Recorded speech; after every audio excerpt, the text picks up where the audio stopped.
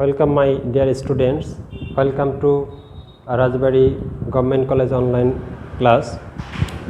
I am SM Salahuddin, lecturer, Department of English, Rajbari Government College, Rajbari. I'd like to invite you to enjoy my class. I'd like to discuss punctuation marks. I will conduct my class both in Bangla and in English. Punctuation that is জ্যোতি বা বিরাম চিহ্ন।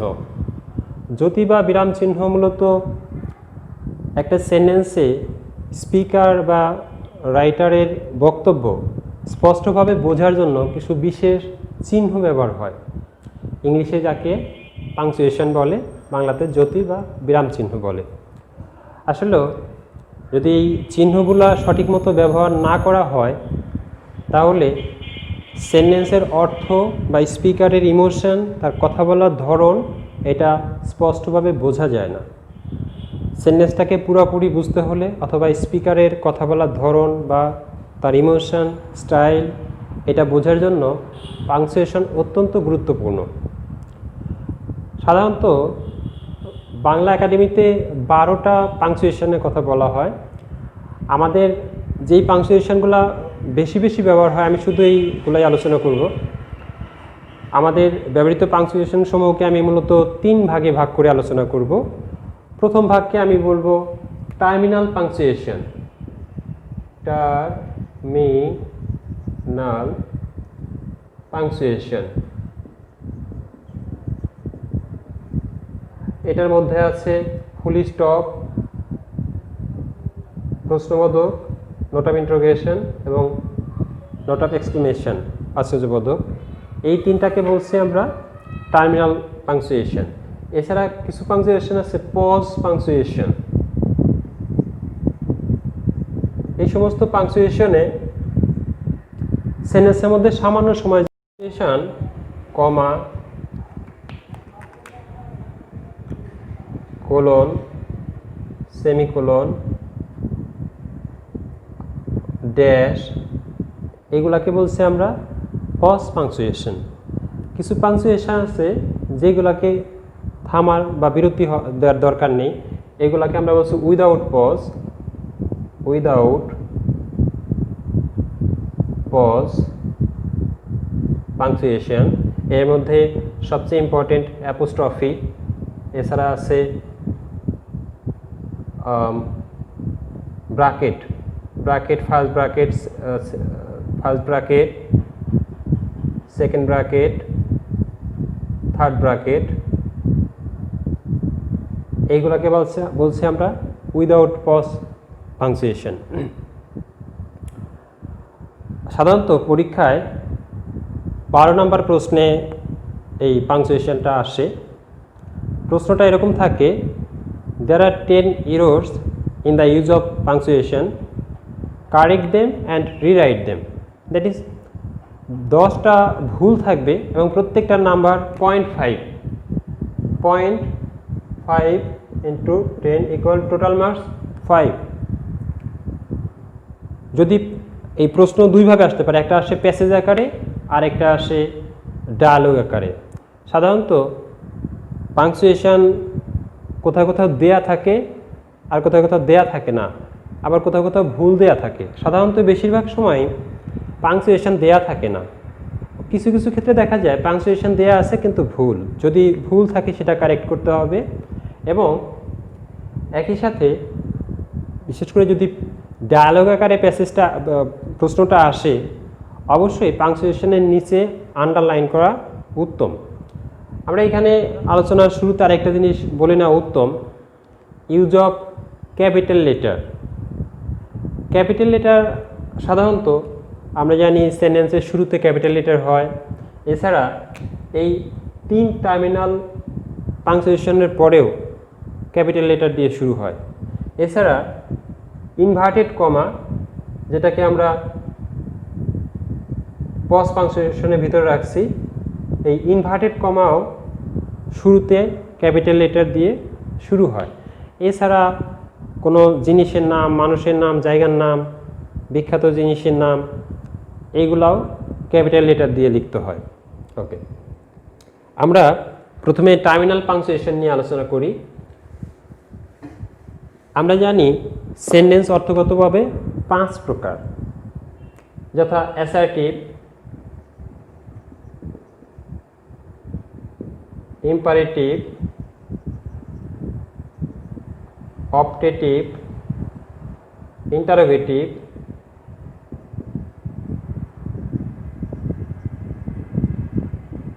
Optative, exclamatory. সাধারণত এই 5 প্রকার সেন্টেন্সের মধ্যে ফুল স্টপের ব্যবহার আছে 3টা, অ্যাসার্টিভ, ইম্পারেটিভ এবং অপটেটিভ সেন্টেন্সে। ইন্টারোগেটিভে ইন্টারোগেশন আর এক্সক্লামেটরিতে নোট অফ এক্সক্লেমেশন। আমরা শুরুতেই ফুল স্টপ নিয়ে আলোচনা করব। ফুল স্টপ মিন্স পূর্ণ বিরতি। একটা সেন্টেন্স, অ্যাসার্টিভ সেন্টেন্স বা ইম্পারেটিভ অথবা অপটেটিভ সেন্টেন্স শেষ হয়ে যাওয়ার পরেই ফুল স্টপ বসে। সাধারণত অ্যাসার্টিভ সেন্টেন্স বা ইম্পারেটিভ বা অপটেটিভ এই 3 ধরনের সেন্টেন্সে ফুল স্টপ ব্যবহার হয়। যেমন he goes to college, he goes to college, full stop. এখানে একটা অ্যাসার্টিভ সেন্টেন্স হওয়াতে আমরা ফুল স্টপের ব্যবহার করছি। এছাড়া যদি ইম্পারেটিভ হতো মে আল্লাহ হেল্প ইউ, এখানেও ফুল স্টপের ব্যবহার হবে। ফুল স্টপের পরে আমরা যেই পাংচুয়েশনটা নিয়ে আলোচনা করব সেটা হচ্ছে এক্সক্লেমেশন, এক্সক্লেমেটরি চিহ্ন, আশ্চর্যবোধক চিহ্ন যেটাকে বলে। আশ্চর্যবোধক চিহ্ন 2 ধরনের ক্ষেত্রে ব্যবহার হতে পারে। প্রথম ক্ষেত্র হলো কিছু ওয়ার্ড আছে যেগুলা দিয়ে বিস্ময় বা আশ্চর্য বা আনন্দ, উচ্ছ্বাস এরকম বোঝায়। এই ধরনের শব্দের সাথে সাথেই আশ্চর্যবোধক চিহ্ন ব্যবহার করতে হয় এবং সেন্টেন্স শেষে ফুল স্টপ দিতে হয়। যেমন হুররে, হুররে, এলাস, এলাস, এইগুলাকে বলছে আমরা সেন্টেন্সের শেষ হওয়ার, এই ওয়ার্ড শেষ হওয়ার সাথে সাথে আশ্চর্যবোধক চিহ্ন দিতে হয় এবং যখন সেন্টেন্সটা শেষ হয়ে যায় তখন ফুল স্টপ দিতে হয়। যেমন hurray we have won the game,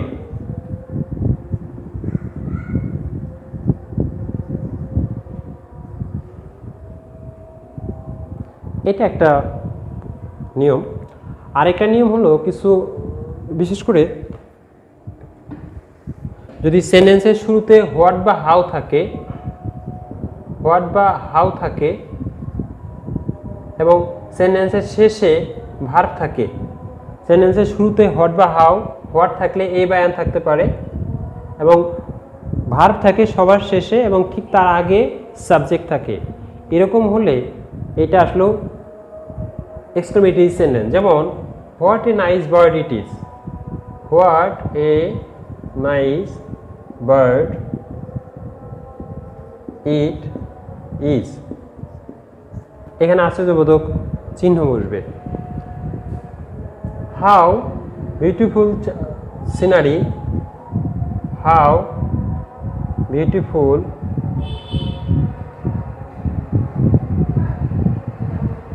scenery it is, how time does fly,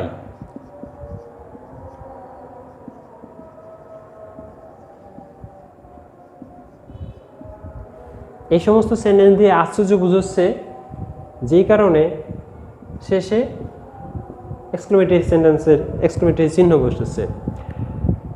এটা গেল নোট অফ এক্সক্লেমেশনের ব্যবহার। এবার আমরা ইন্টারোগেটিভ দেখব। ইন্টারোগেটিভ মিন্স প্রশ্ন। সেন্টেন্সের মধ্যে যদি প্রশ্ন বোঝায় সেই ক্ষেত্রে ইন্টারোগেটিভ চিহ্ন বসে। সাধারণত সহজ বোঝার উপায় হলো যদি সাবজেক্টের আগে অক্সিলারি থাকে, শুধু অপারেটিভ সেন্টেন্স বাদে অপারেটিভ সেন্টেন্সে সাবজেক্টের আগে অক্সিলারি থাকলেও এটা ফুল স্টপ বসে কখনোই প্রশ্নবোধক হয় না। এই অপারেটিভ সেন্টেন্স বাদে সাবজেক্টের আগে যদি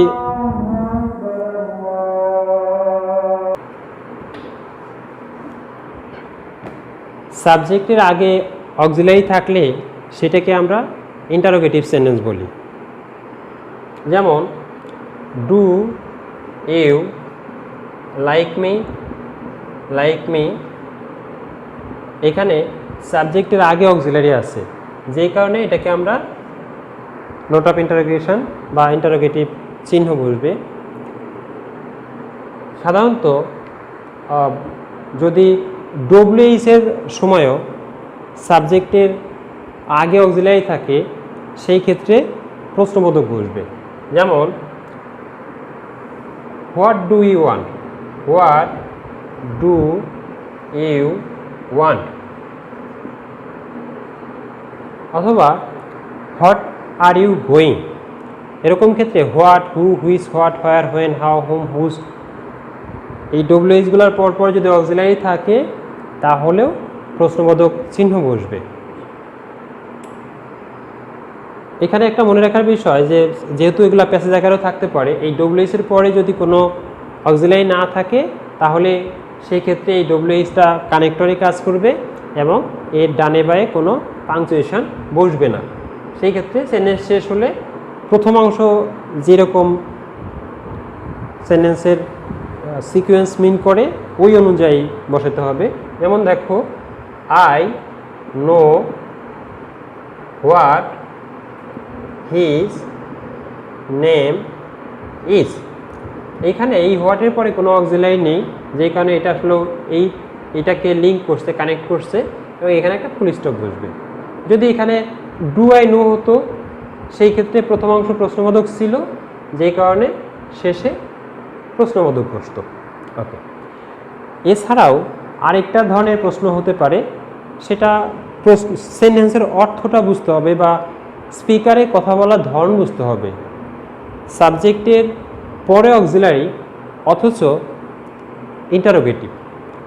আসলে এই ধরনের সেন্টেন্স ইন্টারোগেটিভ এবং এক্সক্লেমেটরি দুইটাই একসাথে থাকে, তবে এই ধরনের সেন্টেন্সের পরে নোট অফ ইন্টারোগেশন বসে।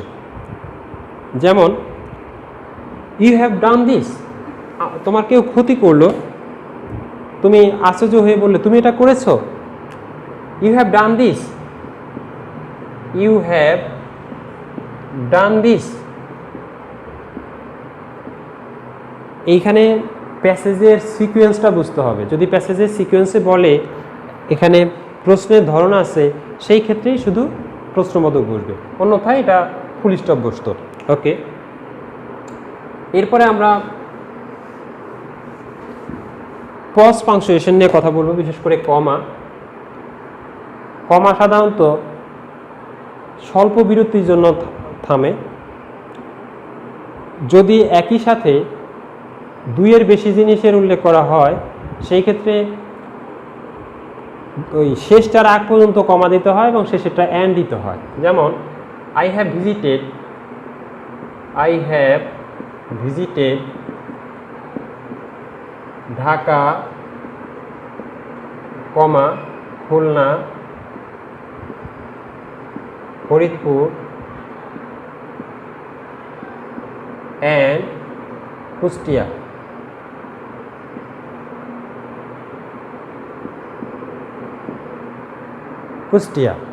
শেষেটার আগে অ্যান্ড এবং তার আগে প্রত্যেকটার আগে কমা দিচ্ছি। এটা একটা কমার ব্যবহার। কমার সবচেয়ে বেশি ব্যবহার হয় যেটা কাউকে যদি অ্যাড্রেস করা হয়, মানে ডাকা হয়। যদি কাউকে ডাকা হয় সেই ক্ষেত্রে শুরুতে যদি তাকে ডাকা হয় শুরুতেই নাম বা ডাকার পরে কমা এবং শেষে সেন্টেন্সে যেই ধরনের সেন্টেন্স অ্যাসার্টিভ, ইন্টারোগেটিভ, ইম্পারেটিভ সেই অনুযায়ী পাংচুয়েশন বসবে।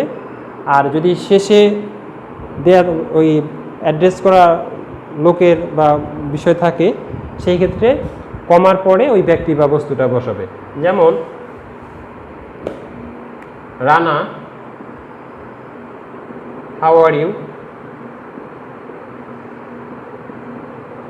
এইখানে রানা অ্যাড্রেস করা হয়েছে রানাকে, কমা, এবং যেহেতু এটা ইন্টারোগেটিভ, সেন্টেন্সের শেষে ইন্টারোগেটিভ।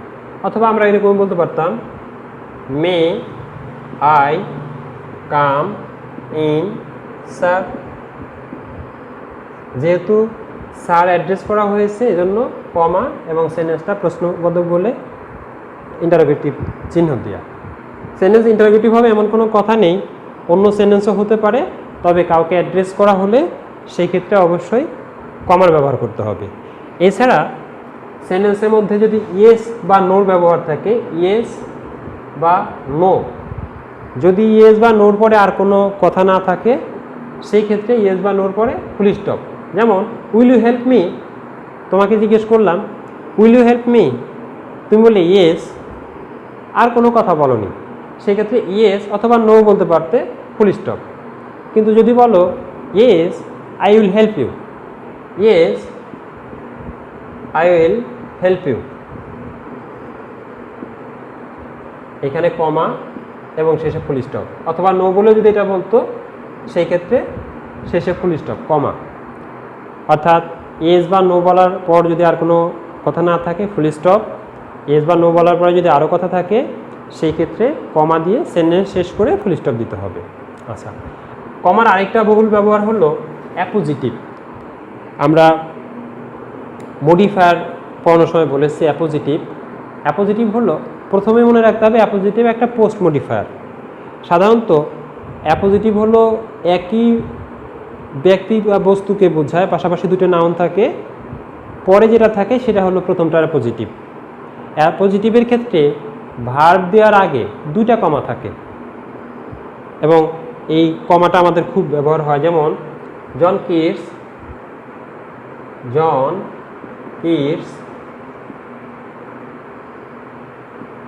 a romantic poet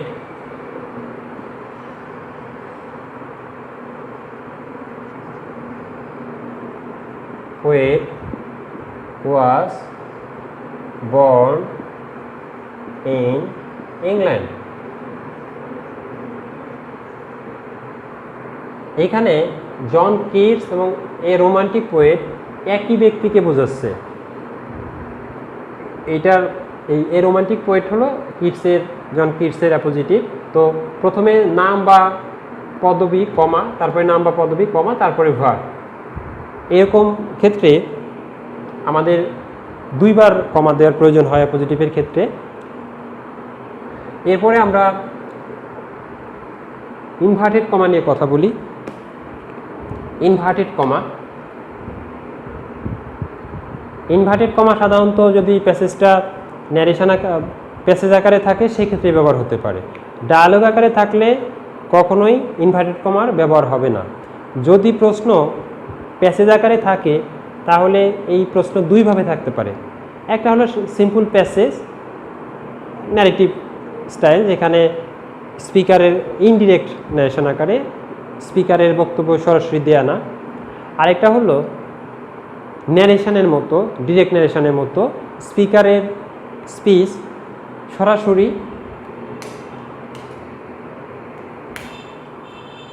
সরাসরি তার মাধ্যমে বলা। এই সেন্টেন্সগুলো বোঝার উপায় হলো সেন্টেন্সের মধ্যে শুরু হওয়ার পরেই সেন্টেন্সের মধ্যে হঠাৎ করেই ফার্স্ট পারসন এবং সেকেন্ড পারসন থাকতে পারে। যদি সেন্টেন্সের মধ্যে হঠাৎ করেই ফার্স্ট পারসন এবং সেকেন্ড পারসন থাকে তাহলে বুঝতে হবে যে এইখানে ইনভার্টেড কমার ব্যবহার আছে। এবং আমরা জানি ন্যারেশন করার সময় শিখেছি যে ইনভার্টেড কমার ক্ষেত্রে ইনভার্টেড কমার ভিতরে যেটা থাকে সেটাকে বলে রিপোর্টেড স্পেস, আর ইনভার্টেড কমার বাইরে যেটা থাকে এটাকে বলে রিপোর্টিং ভার্ব। যদি রিপোর্টিং ভার্ব বামে থাকে তাহলে কমা দিয়ে ইনভার্টেড কমা শুরু করে পাংচুয়েশন শেষ করে ইনভার্টেড কমা ক্লোজ করে দিতে হয়। আর যদি ইনভার্টেড কমা ডানে থাকে, রিপোর্টিং ভার্ব ডানে থাকে, সেই ক্ষেত্রে ইনভার্টেড কমা শেষ করে যদি ফুল স্টপ থাকে ফুল স্টপ না দিয়ে কমা দিতে হয়। আমি উদাহরণ দিচ্ছি, he said to the boy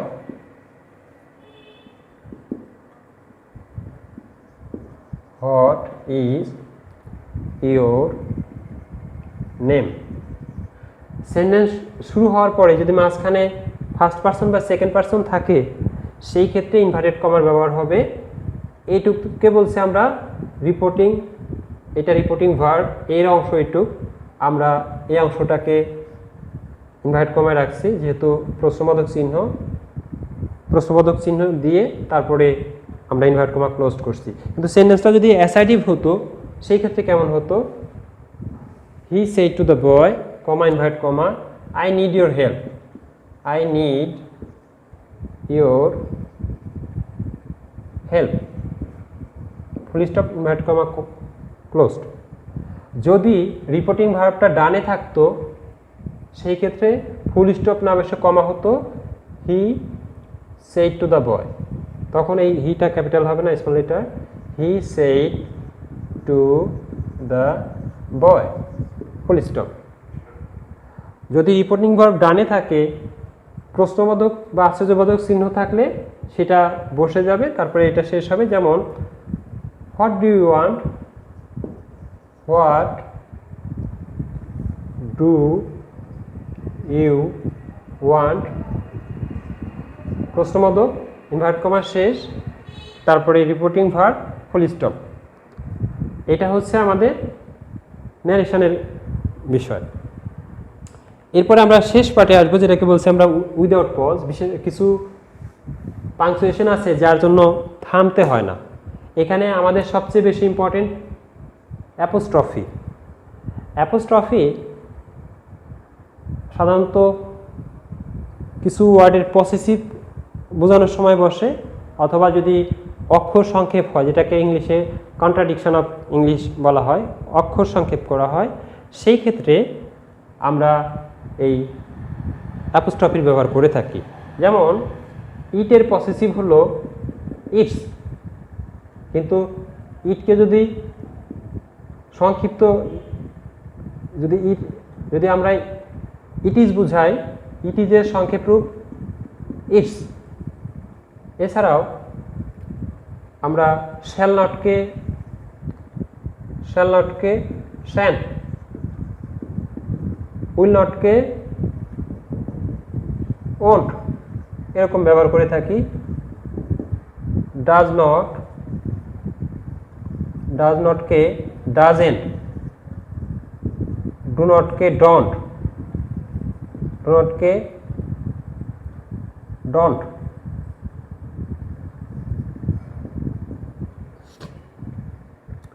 এরকম আমরা অক্ষর সংক্ষেপ করি। যদি অক্ষর সংক্ষেপ থাকে আমাদের বুঝতে হবে এখানে অ্যাপোস্ট্রফি বসবে, এবং অ্যাপোস্ট্রফি আমাদের অক্ষর সংক্ষেপ হলে অবশ্যই অ্যাপোস্ট্রফি বসবে। আচ্ছা, আমি আরেকটু ক্লিয়ার করছি বিষয়টা।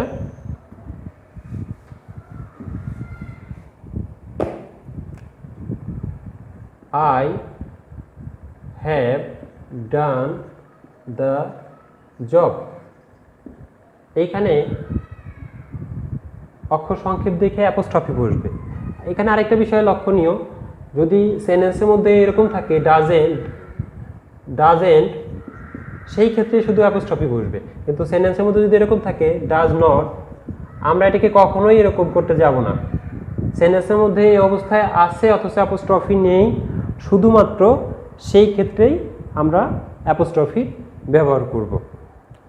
মোটামুটি আমাদের এই কয়েকটা পাংচুয়েশনই ইন্টারমিডিয়েটে খুব বেশি ব্যবহার হয়। এগুলা যদি বাসায় তোমরা প্র্যাকটিস করো তাহলে দেখবে যে পাংচুয়েশনের যে সমস্যাগুলা ধীরে ধীরে কেটে যাবে। এবং তোমরা প্রথমে বোর্ড কোশ্চেনগুলা প্র্যাকটিস করো, এরপরে তোমাদের রেফারেন্স বইয়ে যে সমস্ত কোশ্চেন প্যাটার্ন দেওয়া আছে এগুলা দেখতে থাকো, এবং আশা করি তোমাদের সমস্যা কেটে যাবে। এরপরে যদি সমস্যা থাকে তাহলে অবশ্যই তোমরা এটা দেখার পরে আমার সাথে যোগাযোগ করবে। আশা করি তোমাদের উত্তর পেয়ে যাবে এবং তোমাদের সমস্যার সমাধান হবে। আর এই করোনাকালীন সময়ে তোমরা সময়টাকে ব্যবহার করো, ইউটিলাইজ করো, যেন তোমাদের পড়ার গ্যাপ না পড়ে। আশা করি তোমরা আমাদের লেকচার এনজয় করবে এবং সময়টাকে ইউটিলাইজ করবে। আজকে এটুকু রেখেই বিদায় নিচ্ছি। সবাই ভালো থাকো। আল্লাহ হাফেজ।